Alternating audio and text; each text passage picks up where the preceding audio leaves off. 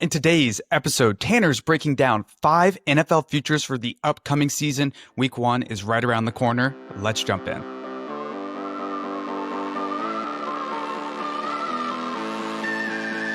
The time is now for the Dr. Bob Sports Podcast. I am Tanner. I am our head of analytics, and I'm in my 9th year working alongside Bob to originate our NFL and college basketball bets. And today, as always, I'm joined by our digital media specialist, Grant. Last preseason pod today. We are so close. Oh, I'm so fired up for football. And next Friday, we will have that week 1 preview out for everyone. But we've got a great one for you today. Tanner had 6 futures in last year's preseason podcast, which I'll put on the screen right now. But he turned a profit hitting 2 long shots. And those were Joe Burrow at plus 850 to lead the NFL in passing yards, and Jared Verse, defensive rookie of the year, at 9-1. But today, let's start with the MVP. And 12 straight have been quarterbacks. Is that where you see value? That is where I see value. I'm going to go with Jaden Daniels 10-1 to win MVP. And we know that MVP is partially a player award, but it's also partially a team award. You have to have a very good team season to win the MVP. And our sim has the Commanders with a 37% chance to win the NFC East, despite the defense ranking below average in our priors. So there could be a ton of shootouts, and we know who's going to get the credit if Washington does pull off that division title over Philadelphia. Yeah, and we know the coaching staff's going to definitely put them in situations for shootouts. Washington's offense went for it on 64% of should-go situations, which was the highest mark in the league, and they led the league in no-huddle usage. Yeah, and I've got them now up to the 8th best offensive line going into the season after adding Laramie Tunsil and first-round pick Josh Connerly this offseason. And that 8th best rating doesn't include guard Sam Cosmi, who ranked 7th in pass blocking efficiency last year, and he's going to come back in mid to late October, which could propel them into a top 5 offensive line. And then they also added help for Jaden Daniels in the receiving group. They bring in Deebo Samuel, who battled pneumonia last year, but he still ended this season in the 98th percentile in yards after catch over expected. And when he was healthy in 2023, we saw him rank 9th in EPA per target. Yeah, and they just got that deal done with Terry McLaurin, who had a league-high 24 contested catches. Yeah, so, I mean, you put that all together, great quarterback, great offensive line, improved receiving group. I've got them as the 6th best offense going into this season, but there's obviously upside for them to finish top 3, which would likely have to be the case if they're going to win that NFC East. And again, we have that happening 37% of the time. So for this to break even on the Daniels MVP price at 10-1, he would only have to win an MVP in a quarter of those scenarios that they win the division title. That doesn't make sense to me. I think he wins the MVP more often than that if they are able to pull off that NFC East title over Philadelphia. Totally agree. Love me some Jaden Daniels there, but let's shift over to Defensive Player of the Year next, and 9 of the last 11 winners have been defensive linemen.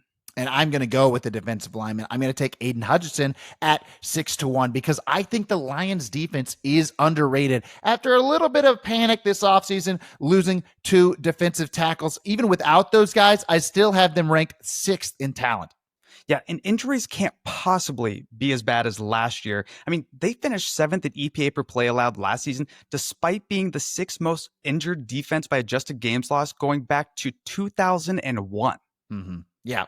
They also, though, do lose the coordinator, Aaron Glenn, now head coach for the Jets, but I have confidence in Kelvin Shepard to step in as a play caller. Chiefs defensive coordinator Steve Spagnuolo said of Shepard, "If I could make a mini projection, Kelvin will be a head coach in this league. He was one of the smartest players I had back in New York." Yeah, having credit from Spags is huge there, but we have a stat from Clevta here, and he says, of the last 9 defensive linemen to win this award, all generated at least 8.5 sacks the season prior to winning. But Hutchinson nearly got there with 7.5 sacks last year, despite playing only 5.5 games. Yeah, so if he does win, he would buck that trend, but I think it's safe to say he would have got to at least 8.5 sacks if he stayed healthy last year. That was an incredible start to the season for Hutchinson. I think he's got the chance to approach 20 sacks, and Hutchinson's just going to get a ton of credit if the Lions turn into a more smash-mouth, defensive-focused team after losing offensive coordinator Ben Johnson and 2 starting offensive linemen. Yeah, I think that's a great pick. He's an absolute freak. But let's head over to Offensive Player of the Year next. And since 2000, a running back has won this award more than half the time, including each of the last 2 seasons. And I know that's exactly where you're looking here. It is. I'm looking at Christian McCaffrey 15-1. So this is actually a little bit more of a schedule bet for me. The 49ers have by far the easiest schedule in the NFL according to our metrics. And I have them easily getting back into a top 10 scoring offense. I mean, they actually finished 11th in EPA per play last year, despite ranking 31st in adjusted games lost to injuries. Now, all the running backs behind CMC got hurt in training camp. That's why they had to trade for Brian Robinson late in August. Deebo Samuel is gone. Brandon Ayuk is out to start the season. This clears the runway for an absolutely massive role for Christian McCaffrey, and I have San Francisco getting the number 1 seed in the NFC, not due to power rating, but mostly due to schedule. Yeah, and CMC will definitely get the credit if they get the bye in the NFC after winning only 6 games last year when he was hurt. Mm-hmm. Yeah. And I also like Trent Williams at 10-1 to win the inaugural Protector of the Year award for many of the same reasons. He's pretty much the only Pro Bowl caliber player on that 49ers offensive line. I mean, he made 11 straight Pro Bowls before last year got derailed by injuries, and he's going to get the credit if the 49ers get back to being an elite offense. And I think the media will want to reward him because he doesn't have many seasons left in the NFL before retirement.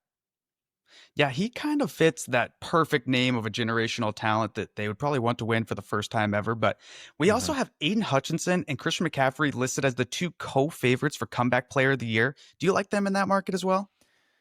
Not as much. The prices aren't as good there, and I could see Dak or JJ McCarthy winning that award as well. We talked in our fantasy podcast about how I think now Dak's a little underrated, and the Vikings certainly have a ceiling there on the chance that JJ McCarthy is better than Sam Darnold.